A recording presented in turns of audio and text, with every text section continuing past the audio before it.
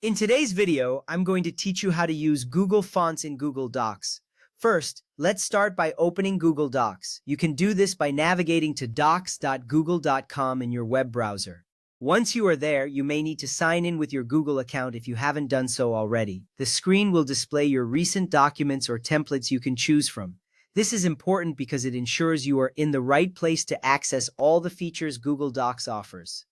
Next, you will want to either open an existing document or create a new one. To open a document, simply click on the one you want from your list of recent files. If you prefer to create a new document, just click the plus sign to start with a blank page. This step is crucial because it sets the foundation for your work with fonts. You will see a fresh canvas on your screen where you can type and edit. Now let's focus on changing the font. Click on the Font drop-down menu located in the toolbar at the top of your document.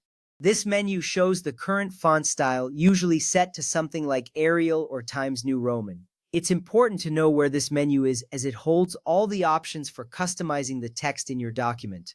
You want your document to reflect your personal style or brand, and this is the first step in achieving that.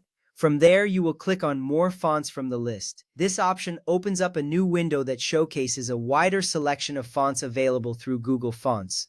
You might notice that the default list can be a bit limited, so accessing this library is essential. It allows you to explore a variety of styles which can enhance the visual appeal of your document. At this point, you will see a search bar in the More Fonts window. This is where you can search for a specific Google font if you have one in mind. You can type the name of the font you want or simply browse through the list provided. This step matters because it helps you find exactly what you're looking for quickly.